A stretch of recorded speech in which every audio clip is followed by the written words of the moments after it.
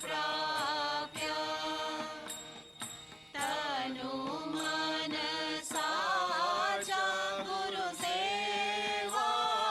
करोति हृदये उल्लासं जागरित्वा सत्सङ्गवचनान् सुचितेन शृणोति चिन्तनं कृत्वा मनः बोधयति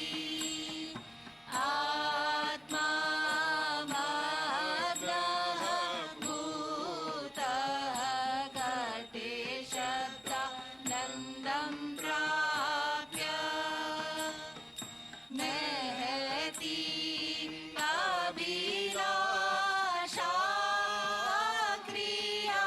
क्रियायाः परिष्कृत्य आत्मानं शब्देन सह धावति मनः प्रत्यावर्तति तनुं त्रोटयति